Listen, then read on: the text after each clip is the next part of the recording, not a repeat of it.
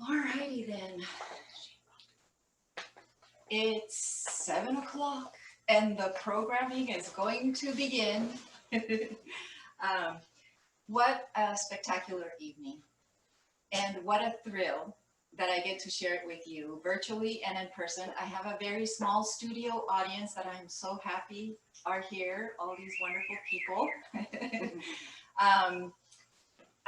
I thank you with all my heart for joining me on this supernatural trifecta. It is All Hallows Eve. Happy Halloween. It is a blue moon, the second full moon in the month of October. You know that this doesn't happen often, and I thought that there couldn't be a more auspicious night for me to launch my book than tonight. I know that the universe conspired, despite all the setbacks, to have my love and homegrown magic come out tonight on this fantastically magical night. As the protagonist of my book often says, happiness multiplies when it's shared. I think that this is a true statement, and I welcome every one of you tonight to bask in that glittering joy that I hope will linger for weeks to come. I'm sorry if I'm looking at notes because I'm a little bit nervous because this is the first time I've ever had a fully virtual event. Anyways, I would like to thank the people who helped me put this together, the production of this event, because I am hopelessly useless when it comes to technology. Most particularly, I wanna thank the women and the girls in my family who have been so supportive, but most of all, my husband, Paul. Without him, there's just no way that I would even be here. So thank you so much. I love you, honey. Love you too.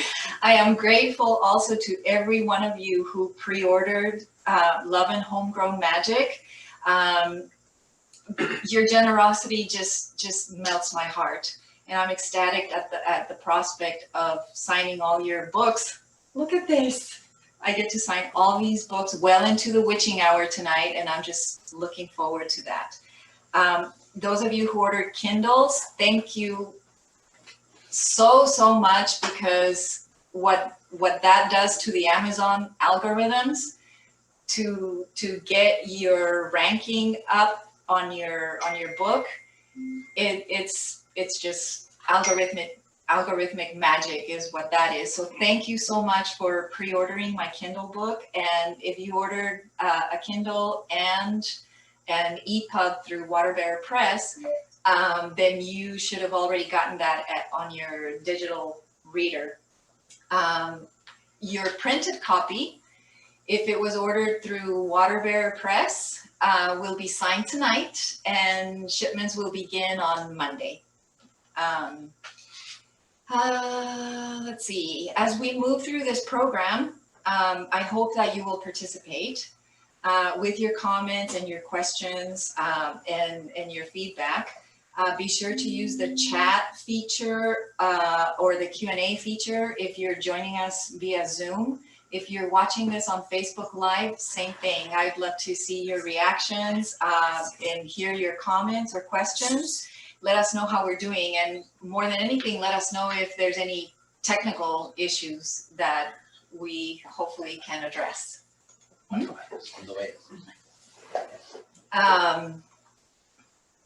Anyways, well, now without further ado, let us wander into the enchanted garden of love and homegrown magic. The central idea for this novel came to me in 2017, and together with the working title of Daughters of the Bride, they sort of stewed in my head for a couple of years until 2019, when I began writing the first draft. The creative process is always a grueling one for me. It involves a lot of sleepless nights and a lot of feverish daytime hours, and the writing of it is only the beginning. Then begins the whole editing and the publishing process itself. As a philosophical fiction, Love and Homegrown Magic is based on real events, and this process adds an extra layer of complexity, because how do you do justice to those experiences or those real events while portraying them responsibly?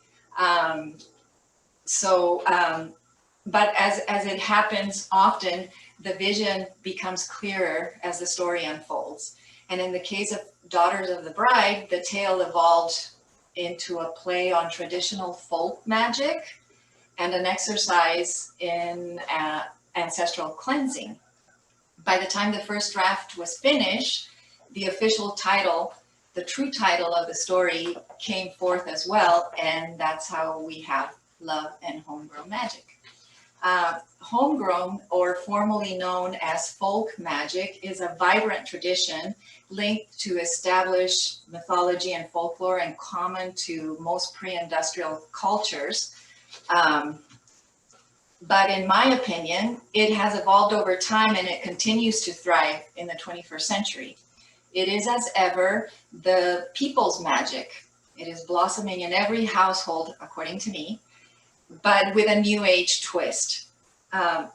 To discuss this premise, which is at the heart of Love and Homegrown Magic, I would like to introduce you to a group of very gifted ladies who understand the magical powers that allow us to affect change in our lives, in our daily lives. And so here to share a handful of daily practices that can change our day around are Carmen. She is a holistic medicine therapist and yoga instructor. I'll come by with my group. She's going to talk to us about crystals and flower power and angels. We also have Silvia. She is a math professor, and she's going to talk to us about guardian angels. And joining us all the way from Uruguay is Nicky. And Nicky is a feng shui consultant and teacher. She's going to give us a little insight into what her discipline entails, and she's going to talk to us about water and salt and the pendulum. So we're going to give Nicky a minute. She's going to I'm here, but I think someone needs to let me use my video. Okay, so she has joined us, but we're trying to there we go. There, Hit the button. there she Hit the button. is. You need to get the thing out because there. okay, so well, I don't think people see that, Yeah, they right? can see They it. just see Oh, yeah. So Nikki, yeah. so welcome Nicky, welcome Carmen and Silvia. Thank you for having us. I'm so excited. I am so jittery and shaky. I'm so happy that there's 3 other people to share in my nervousness and hopefully water it down with some homegrown magic. So welcome, and thank you so much for sharing your time with me tonight. Earlier, I gave a brief description of what folk magic is, and I would like to add that nowadays, folk magic involves so much more than dispensing home remedies and charms, amulets, and fortune telling. I think that with the advent of technology, some of those practices have become so sophisticated that a lot of times they're worthy disciplines in the training of successful professionals. And so in a lot of work environments, people are putting together seminars and things like that that expand on some of these practices and traditions to make effective, to generate effective business practices. So I'm going to open our discussion by submitting that in any given day, we are going to confront many situations that are out of our control. So accepting that reality and acknowledging that our attitude is the only thing we can control should be our starting point every day. With a little bit of inner homegrown magic, we can make sure we hitch up the right attitude from the very beginning. So, for instance, what if you opened your eyes in the morning and smiled in gratitude that you can, in fact, open your eyes? be fully aware that when you smile, your brain releases neuropeptides to help fight off stress. Then other neurotransmitters like dopamine and serotonin and endorphins come into play as well. So if you ask me, smiling is organic magic at its best. And bonus, when you smile, it's contagious. I mean, when you smile at someone, they can't help themselves. They'll smile right back and boom, you've got your neurotransmitters flying around, releasing stress and allowing you to relax. So as you get out of bed, for instance, set yourself up for success. There may be a long list of tasks ahead, but if you make your bed every morning, you will have accomplished the very first task of the day. And I have someone in the audience who's shaking her head. If you don't make your bed, it's But- just one less thing to do before you go to bed.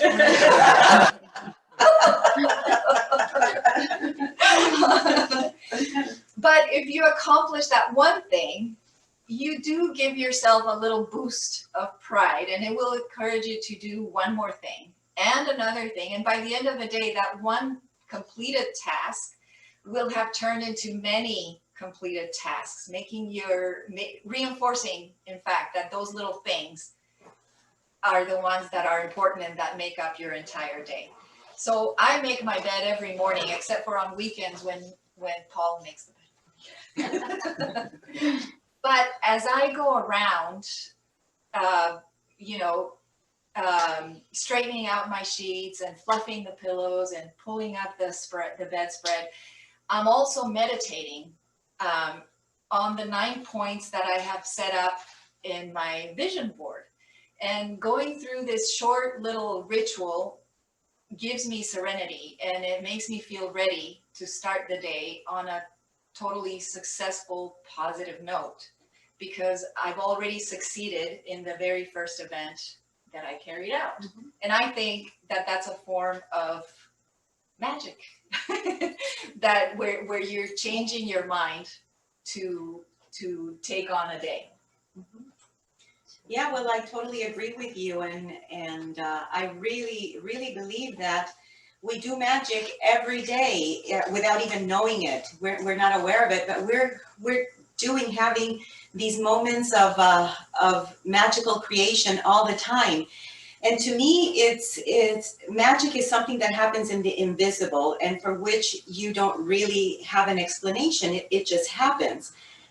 Our thoughts, and most importantly to me, it's our intention. Intentions create magic. And if we think about magic, we immediately think, of course, about potions, concoctions, enchantments.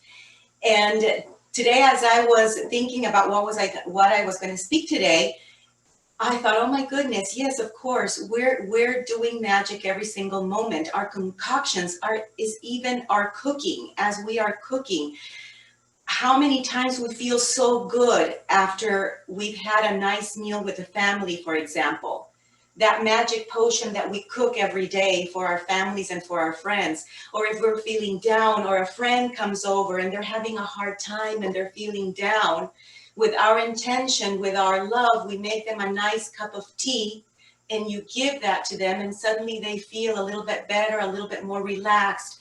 There's our potion. Those are our magic potions that we give to people every day. So when you think about that, and I was remembering when she was talking about this, was it that movie, like Water for Chocolate, where they talked about, when she would put so much of her emotion into whatever she was cooking that the guests couldn't help but experience whatever she had been experiencing when she cooked. And I'm thinking that can obviously go two ways. Of course, I never got the cooking gene, so I don't know what my cooking tastes like to people. But I do know that when I cook, I'm excited about feeding whoever's coming over to my house, and I think that I'm looking forward to having them enjoy themselves, and I think that a little bit of that emotion Yeah, that's is the potion. It's, you know, when you see the witches doing this The and cauldron. pouring this, and then they want a certain result from that. And yeah, I think we do that every day when we're in the kitchen. So there you go. We do, and I agree with everything that has been said, but I guess I would have to face up to the fact that I don't really believe in magic. And you're in the wrong panel. I was invited, I accepted. Now I'm here. No, but that does not mean that I don't agree with everything that you guys are saying. Is just that when this things that motivate us, that help us grow, can be interpreted in different ways. Mm-hmm. And so my interpretation of the magic that you speak of, to me that's my faith.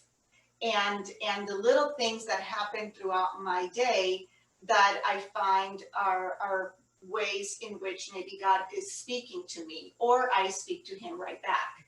And so I think that spiritual relationship is my magic. And through that, there's a lot that I can accomplish. So, for example, if I may, since I now have the microphone,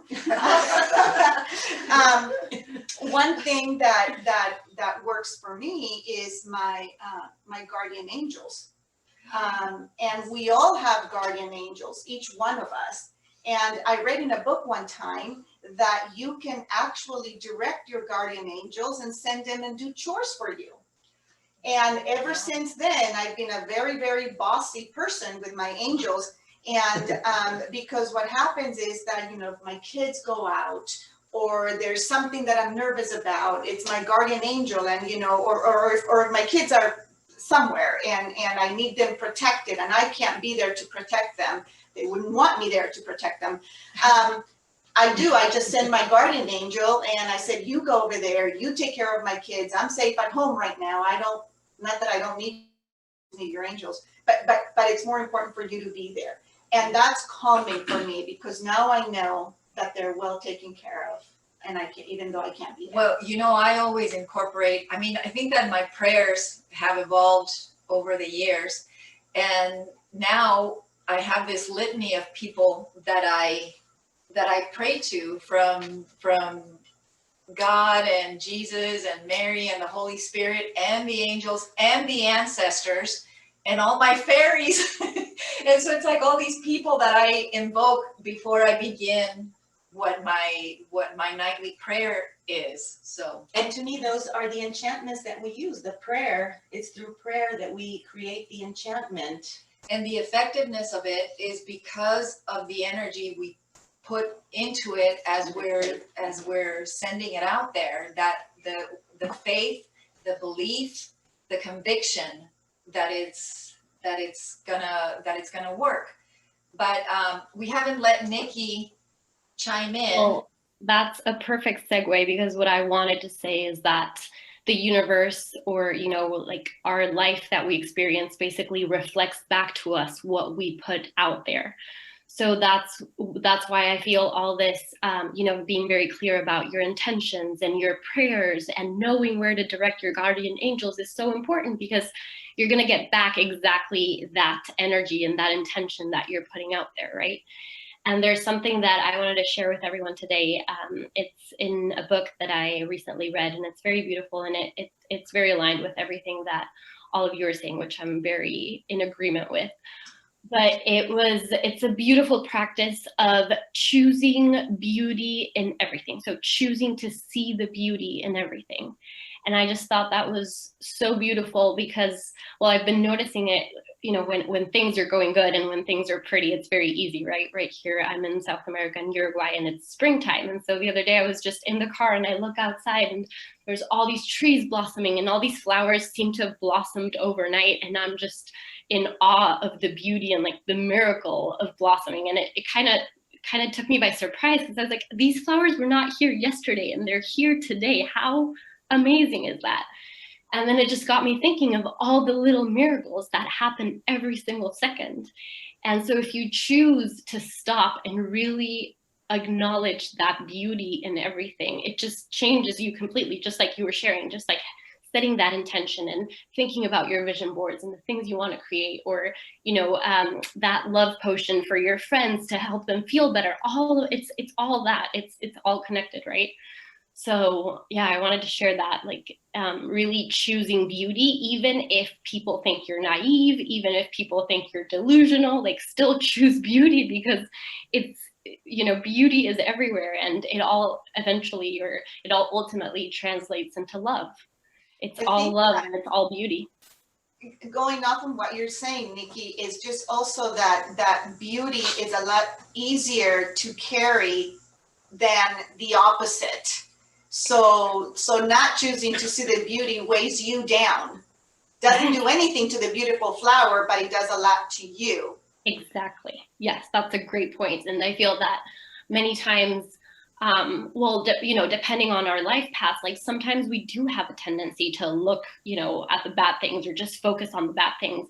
But yeah, you realize what that does to you physically, emotionally, and how it weighs you down. And then, once you start seeing the beauty, you're like, why did I ever look at the other stuff? Like that, it's just so much.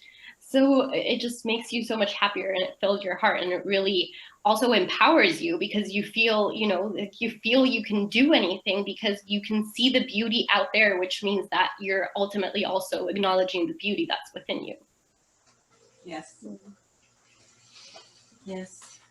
It's the choice that we make, when you were saying some people that tend to look at the bad part always, and I know that tendency very well, and it's amazing the transformation you can have if at some point you make the choice. You realize that you have the choice, because it's a choice. Yes. That you make to, oh my goodness, I've been looking always to that down part, to the ugliness, or to the sadness, or to the worst case scenario, and all of a sudden you say, but I could actually look the other way and feel differently. And suddenly things change, and this weight is lifted off you. Well, and you realize that you're the co-creator of your life, right? That you can choose what you want to experience, as opposed to letting things just happen to you. You choose what you want to experience. So that's the magical part. Yeah. Yes.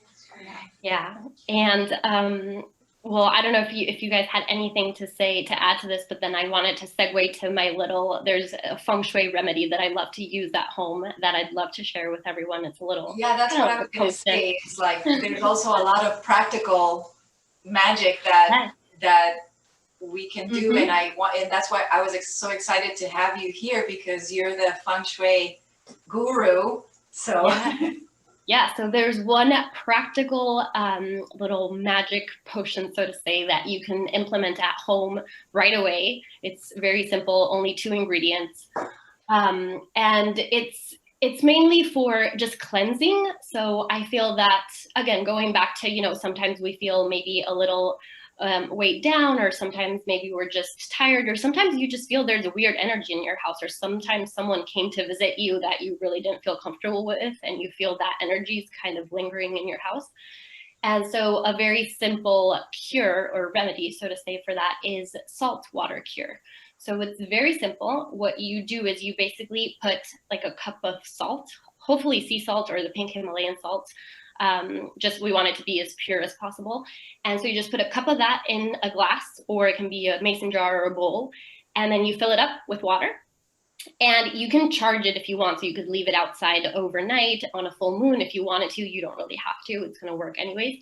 And you basically just place it anywhere in your house where you feel that you want it to have that cleansing effect. So very similar to when you take a salt water bath, for example, or when you go into the ocean where you feel that cleansing effect.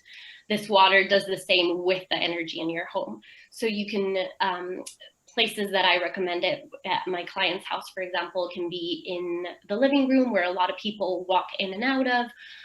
If you feel maybe you're not sleeping that well, or maybe you've been sick, you can have it in your bedroom, like on your nightstand or under your bed, just to help kind of cleanse that energy.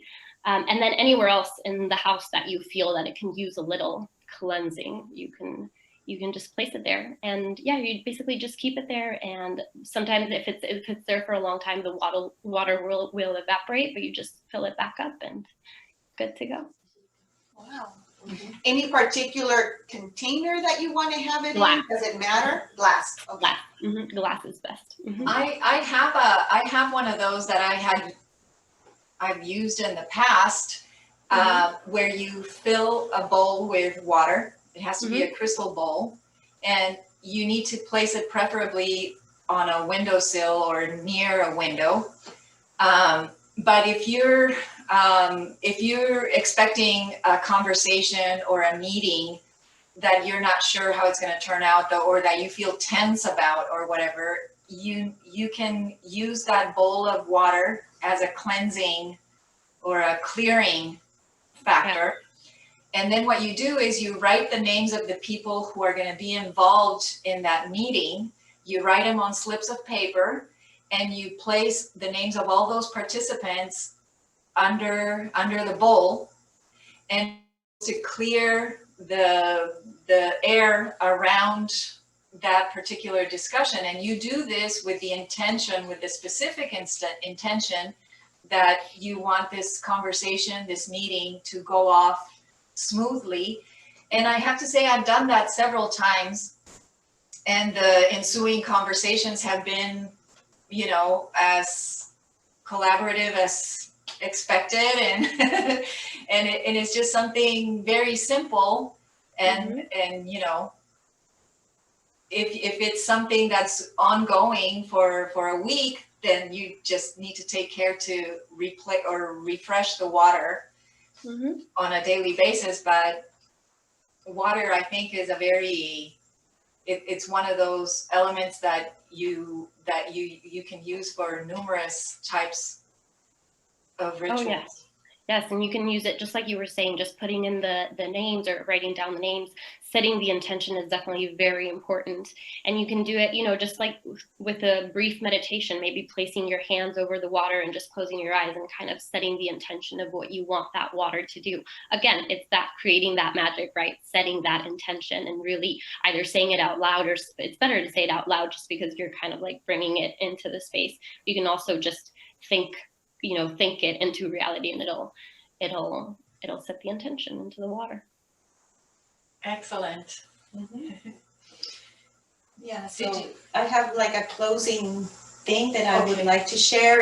And my message to everyone today would be that to live our life as if we are the master magicians, and making our life happy, compassionate, and loving, full of purpose, by recognizing how we are doing our magic tricks all through the day, and recognize the extraordinariness of our life and let it become ordinary, but hopefully without losing the ability to be awed by our own lives and what we experience every day.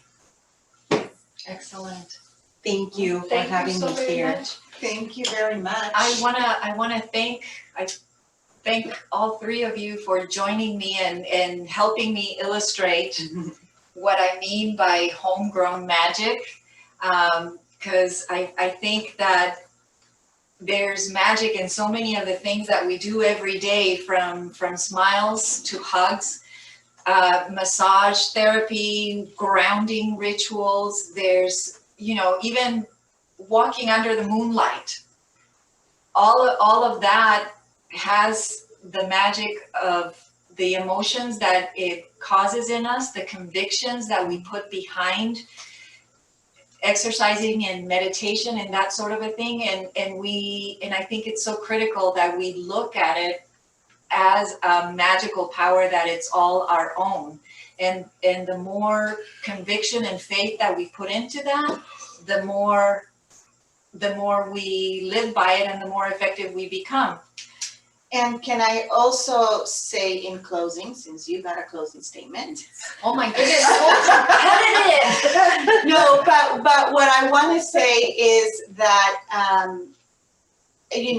I personally was not born with the faith that I have. And I'm sure for you, just the magic and the rituals and the things is not something that we were born with. It was given to us, right?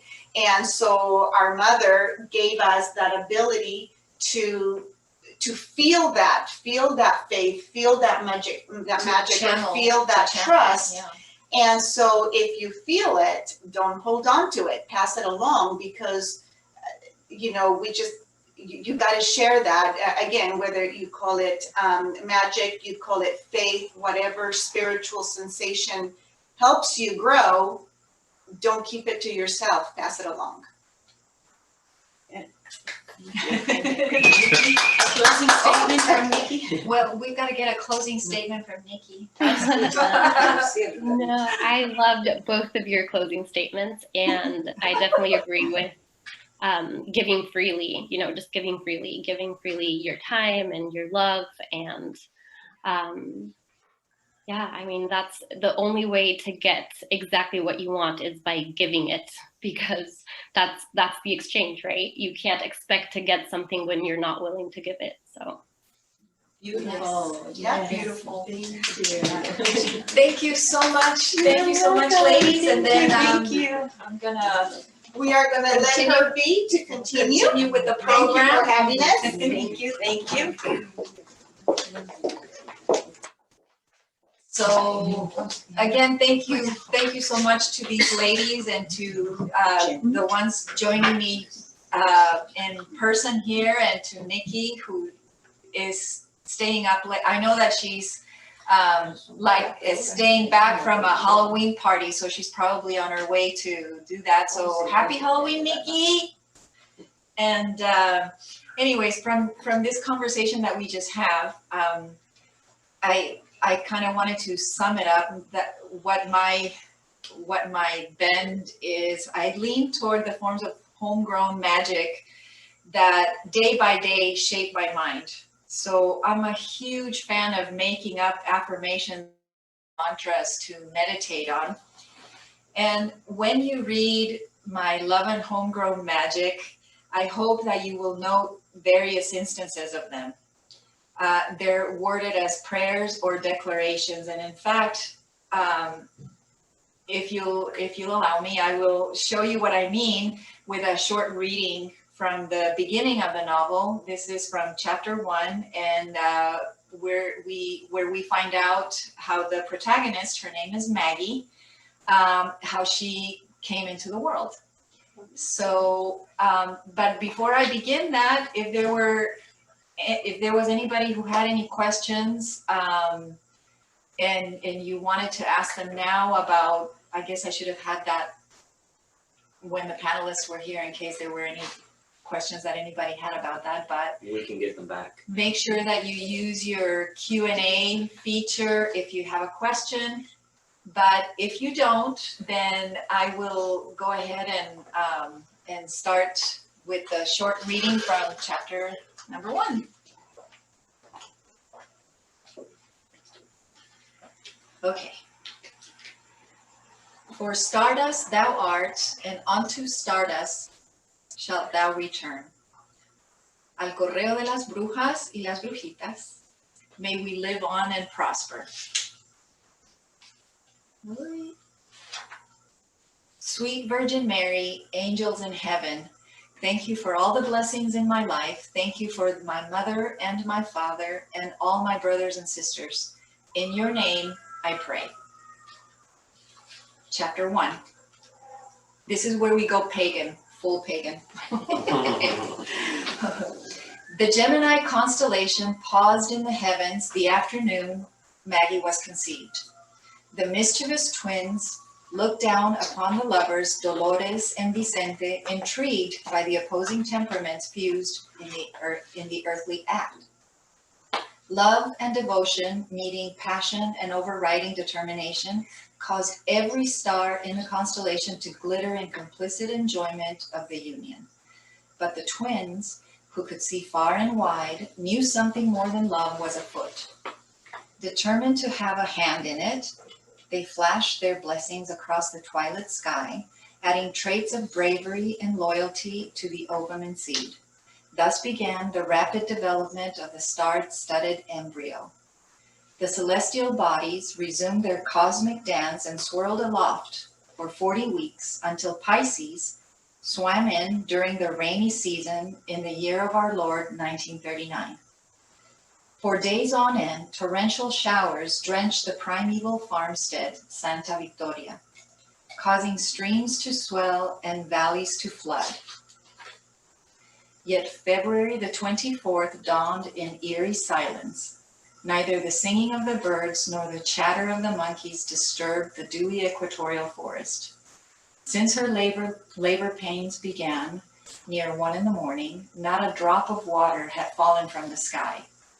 Alone in the hut, under which half a dozen chickens scratched the mud looking for grain, lay Dolores on a lumpy mattress on the bare floorboards. She did not cry out, not once. Only the sheet, crumpled in her fists, denoted the merciless attack of each contraction. Through closed eyelids, she perceived the bolt of lightning, and she heard the whip-like crack of thunder. Rain breached the canopy of trees and roared over the tin roof, flushing Maggie out of her mother's womb. And we'll pause right here and leave Maggie to her adventures coming up in quite a few pages. Again, if there are any questions that anybody has, I'll be happy to answer them.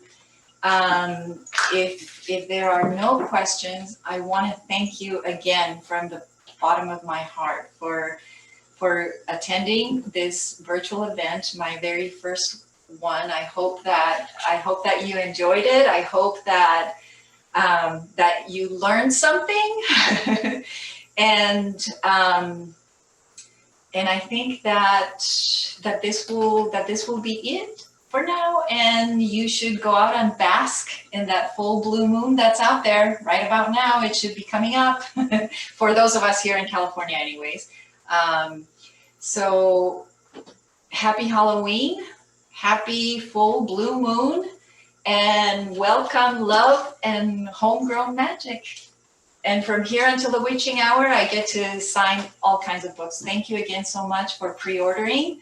And I can't wait for you to get your books and read them and let me know how much you love them.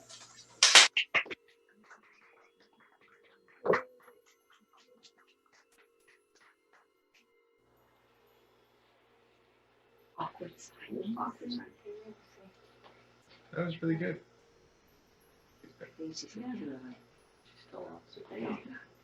I can wait. Está escribiendo preguntas.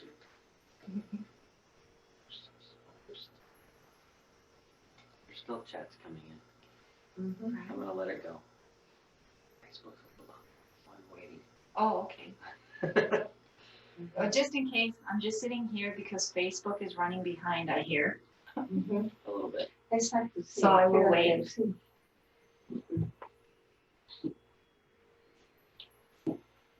Do you want to see some of the comments and read them? Oh, yeah, that's a good idea. Scroll just out those from the beginning. I get to see who's all signed in. Well, yeah. Oh, thank you so much. Can't wait to read this book. Oh my God. So this is nerve-wracking when people tell me that, I'm going to start reading your book. And then it's like, okay, how long is it going to take? And it's a whole week or however long, worrying that they're going to hate it or hoping that they will love it. Okay, I'm gonna stop. Okay, I think we're signing off. How do you feel about people that read it in about 2 hours? Because I was so nervous, I forgot to do the raffle I had promised that I was going to do, and this was for everybody who registered or who RSVP'd to the event in the days leading up to tonight. And I'm gonna raffle off EPUB or a Mobi file for your digital reader. So that would be like a Kindle or an EPUB. So from the people who registered to the event, we're gonna draw that number, and we're off. And the little baggie is shaking with the numbers. And it's number 10. And number 10 is Lucy Ruiz.